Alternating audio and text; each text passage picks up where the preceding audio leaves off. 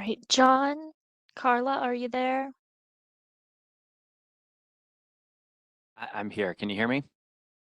Yep, yep, we Great. can hear you. Hello, yes. Alrighty, perfect.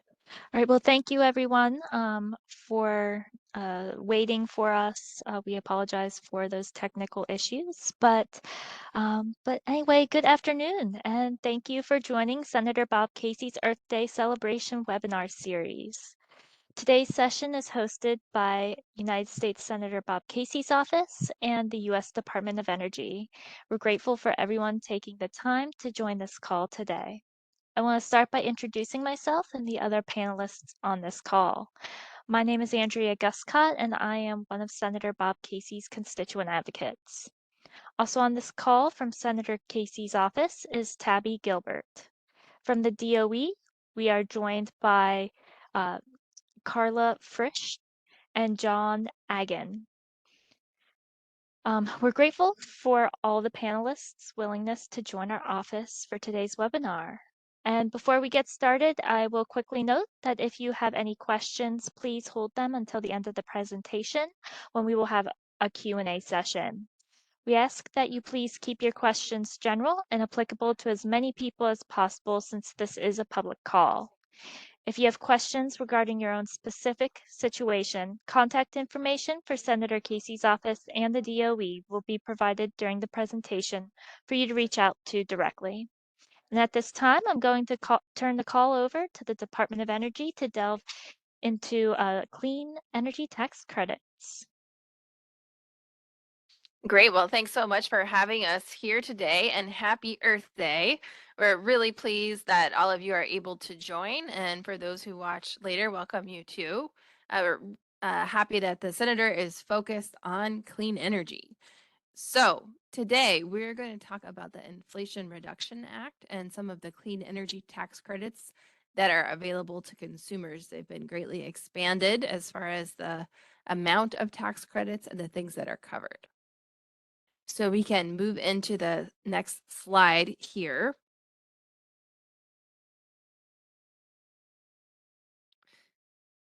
Great. And we're with you from the Department of Energy. So here we've got a summary of some of the recent laws that have come into effect that have wide-reaching positive effects across the US, but particularly for energy, since we're speaking to you from the Department of Energy for Earth Day. So those three pieces of legislation include the Bipartisan Infrastructure Law, which makes the largest long-term investment in our nation's infrastructure in nearly a century. So this is about roads and bridges, and it's also about clean energy and making sure that our system is resilient to weather and future disasters, making sure we're bringing down costs, and making sure that that energy is available and clean, lowering pollutions. We have the second piece of legislation that became law is what we like to refer to as the BRAIN, the Chips and Science Act. So chips being shorthand, of course, for the semiconductors that are in our phones, in our computers, and lots of energy equipment. That's really focused on bringing jobs and the supply chains and production of those semiconductors back here to the United States. And then lastly, the Inflation Reduction Act, which is a piece of legislation that includes lots of different investments, but particularly in clean energy, focused on clean technologies and lowering costs for American families. So it can help us address volatile fuel markets and really bring additional financial security and peace of mind. On the next slide, we'll get a little bit more into the Inflation Reduction Act itself. So this law delivers historic firsts. It saves American families, and we'll talk much more about this, thousands of dollars in home and transportation energy costs. There are particularly extra benefits built in throughout the law for low and middle income consumers, for those who've been historically underserved or overburdened, and communities that are impacted by energy transitions that are taking place. Those include direct benefits and then also within new grant programs or programs run by federal agencies, carve outs to make sure that those projects are located in different communities across the US. And then more broadly, the law itself, it is the largest climate and clean energy investment in American history. It's very significant, and it provides 10 years of certainty. That's for companies, that's for individuals, anyone manufacturing, installing, investing in energy technologies. It has a historic focus on job creation with strong incentives for prevailing wages and apprenticeships. And prevailing wage meaning if there is an energy project constructed in a particular location, the wages paid to those workers will be the same as wages that are already paid to the workers in that area that do similar things.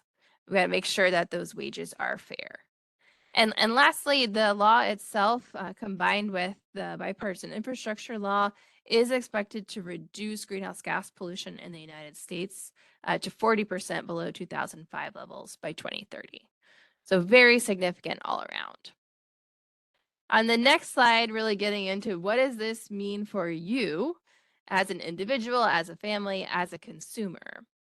So the law, it provides quite an opportunity to shape your own clean energy future with home energy equipment, energy efficiency tax credits. And the White House has a website, cleanenergy.gov, where you can click through the home and look at all the different types of equipment that have tax credit incentives available. But these are really about making changes in a primary residence. So the home tax credits are not for a business, but for a primary residence. They're separate tax credits available for businesses, and they're available for 10 years. So if something you want to start thinking about doing now and maybe invest in a couple years, they will be available for 10 years, and they are available right now as of January 1. So if you've already made improvements to the home this year, it's about saving those receipts and throughout the rest of the year in the next 10 years. So on the next slide, you can see a quick screenshot here of the long list of tax credits that are available to you. And I'm going to talk through these in some more detail. But this is just to give you a sense that there's lots of different type of equipment that has tax credits available. Now, there were some tax credits available previously. So that middle column there shows the ones for the 2022 tax year. And we've just passed the deadline for submitting taxes, but if anyone filed for an extension, there's still an opportunity to claim credits for energy efficiency upgrades that were made in 2022. And then as of January 1, 2023, many of those tax credits were expanded and new technologies were added. So some examples of those as we go through, but before I move on, just to say this website, energysavers.gov, provides some articles explaining this information, and it provides a link to this table if you're looking for more specific information later on. So on the next slide, a good place to start is if you're thinking about, okay, I might want to make some energy efficiency improvements in my home. If you've had high bills, if you've had drafts, if you're feeling cold in the winter and hot in the summer, or if you want to just continue making improvements to the home, one option available to you for a tax credit, which is new, is a credit for a home energy audit. This is when you have an expert, an inspector come to your home and figure out where are the places that you could be saving energy. So that credit is up to $150. So then a natural good place to start in the home is what we like to call the shell. So the walls, the windows, the doors. And you can claim, also new this year, up to $1,200 in credit each year for adding insulation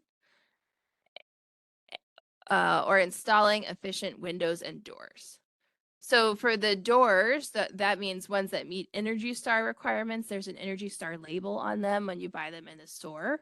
That credit is limited to $250 per door and $500 total. And then exterior windows and skylights, those meet the Energy Star most efficient certification requirements, and that credit is for $600. And then insulation, it can be the insulation or the air sealing materials and the system. So really making sure those walls have good insulation and everything is sealed up to keep the warmth in the winter and the cool in the summer. There will be additional programs available later on through states for additional rebates for electric appliances and home retrofits. Those are not available quite yet, although the federal tax credits are. So on the next slide, once you've taken care of the shell and you've got efficient insulation doors and windows, you can think about the system that you use for cooling and heating your home. With this law, households can claim a tax credit for 30% of the costs of buying and installing a heat pump.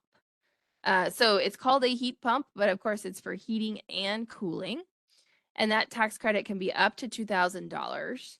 And that includes support for any of the electric system upgrades needed to make the home heat pump ready. Many homes are already have a heat pump and they could be upgrading to a new one, or their electrical is ready for a heat pump, but some may need slight changes to their electric system for that heat pump. And here we're looking for efficient heat pumps with a thermal efficiency rating of 75%. Heat pump is not the only technology. There's also that's heat pump for cooling and heating. Heat pump water heaters are also eligible.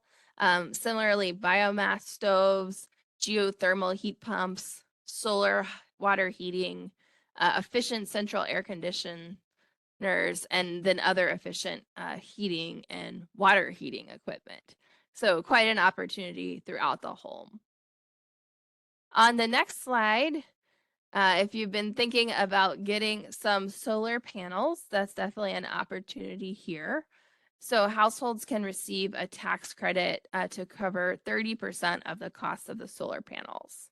That can really save on electricity bills, potentially $400 annually and $9,000 over the lifetime of the panels on the home.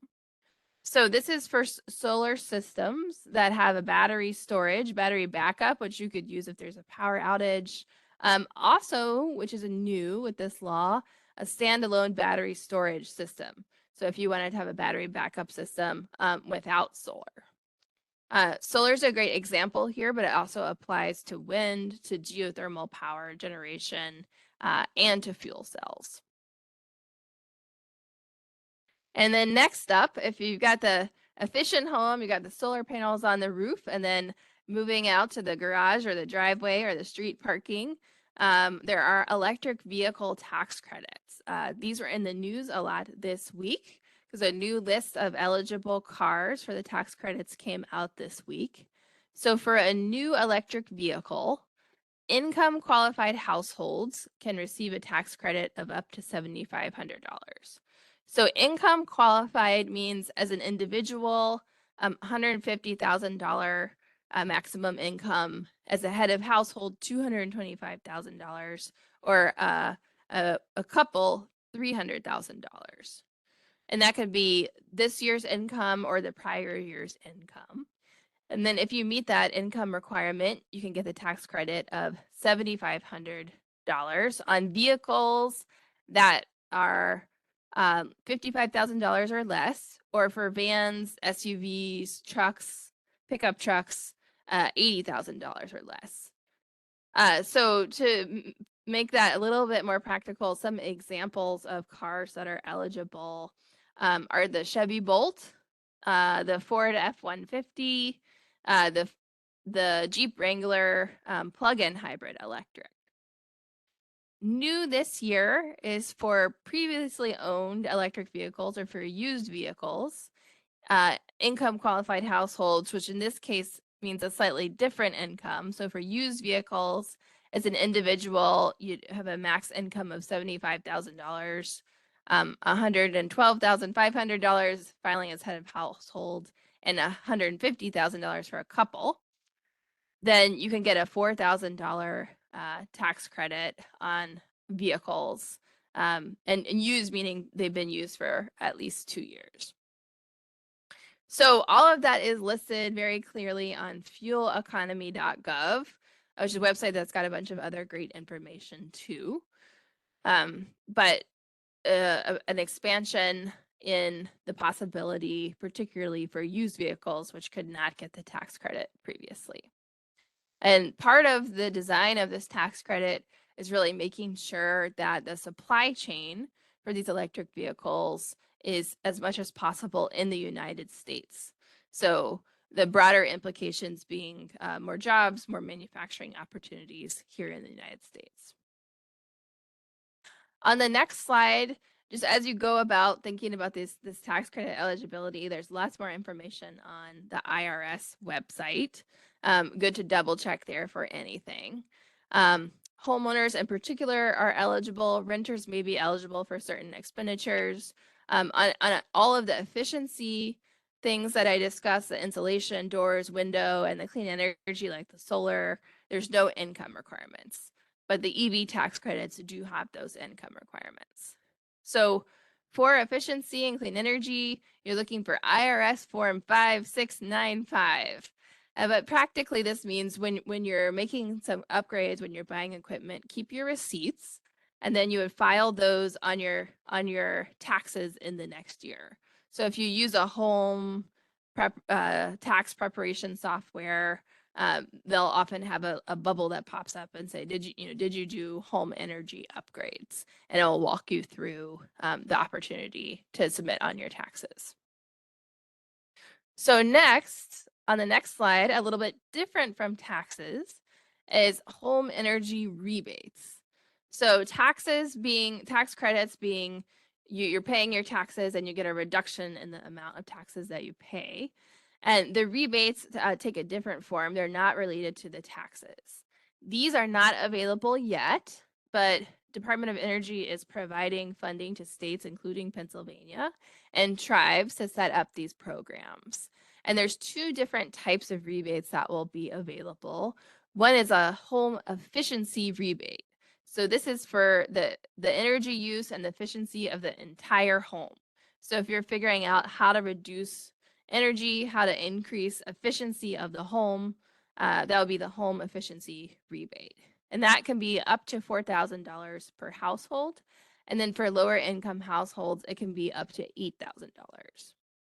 And then separately, more focused on specific equipment, is a home electrification rebate. So that's a discount for certain efficient electric appliances and home rebates. So that could be, for example, electric heat pump, which is for heating and cooling, or an electric stove. That is a significant opportunity with combination of the different home electrification rebates up to $14,000 per household. And for low-income households, it could be up to 100% of project costs. So we do have more information about that program on the Department of Energy website under the Home Energy Rebate Programs. As I mentioned, it's not up and running yet, but it's on the way there. So you'll hear more information about that likely through the state soon. On the next slide, just looking at the opportunity for small businesses. So of course, we know that Pennsylvania is home to many, many small businesses, and the Inflation Reduction Act provides significant opportunity for them to save money. So on the energy use for the business, commercial building owners can receive a tax credit of up to $5 per square foot for energy efficiency improvements. That's the commercial buildings energy efficiency tax credit. They could also install clean energy like solar panels for a 30% reduction. And there's an opportunity for commercial fleets. So think about trucks or vans or even cars for fleets. And there's an opportunity to save money through taxes on investment in those fleets. On the next slide, all of these tax credits embedded within them actually build opportunities for workers and communities. So what that means in practical terms, many of the tax credits for energy for businesses require providing good opportunities like apprenticeships for workers. And many of the tax credits for energy for businesses look at extra incentives for citing clean energy projects in particular communities, and including communities that had a coal mine or a coal plant that closed, or communities that have a high level of fossil fuel workers, or communities that had a brownfield site, for example, where there was an industrial project that closed. Overall, some analysis shows that the Inflation Reduction Act will bring an estimated $270 million of investment in large-scale clean power generation and storage to Pennsylvania over the next several years. And it will help expand manufacturing in Pennsylvania and across the country. We know Pennsylvania has more than 500,000 workers employed in manufacturing. So opportunities to expand manufacturing of clean energy. So lastly, I wanted to say thank you for the opportunity to present, and make sure you have these links handy. So those 3 links are energysavers.gov. That's the Department of Energy website where you can find out how to save energy and find that table of all the tax credits that are available. Fueleconomy.gov, which lists the electric vehicles that are eligible for the tax credit and the other details about income requirements, for example. And then overall, if you're just interested in learning more about clean energy and the opportunities from the Inflation Reduction Act, the website is cleanenergy.gov. That is White House website. So energysavers.gov, fueleconomy.gov, and cleanenergy.gov. And as you're working on taxes or trying to understand more about the tax credits that are available, you can always look on the IRS website. So with that, I'll say thank you, and really happy to take any questions that you may have. Yeah, and thank you for all of that wonderful information.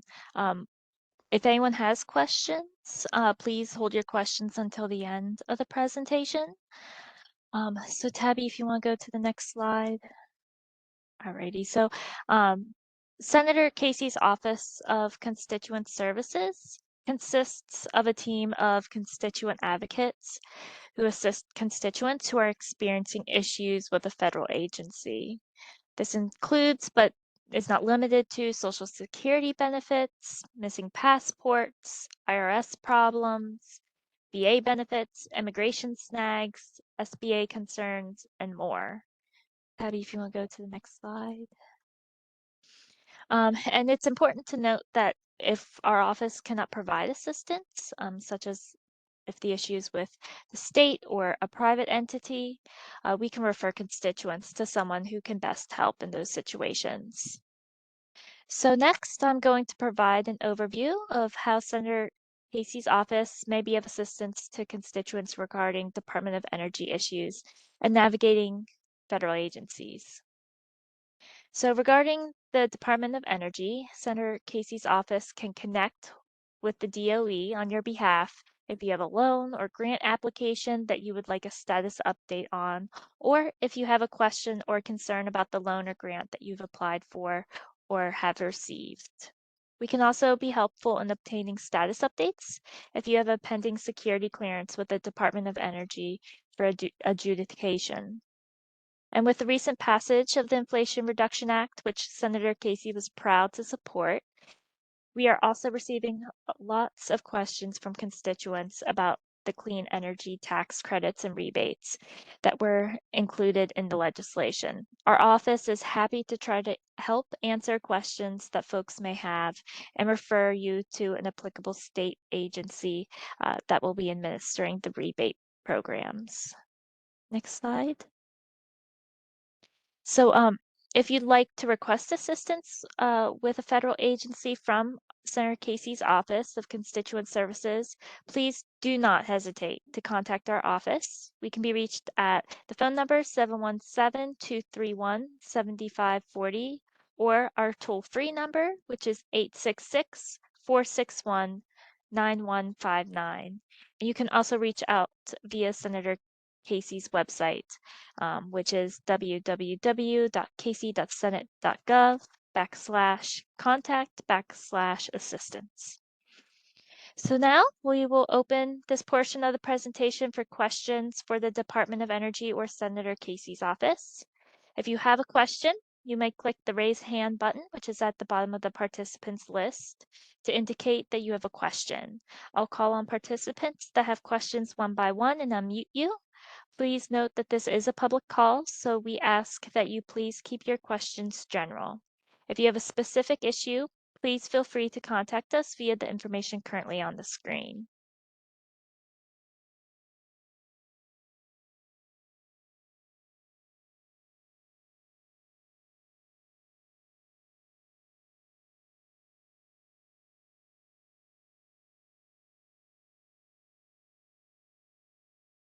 So again, if anyone has a question, you can use the little raise hand feature. Looks like a little hand at the very bottom of your screen. You can click on that and then we'll be able to unmute you.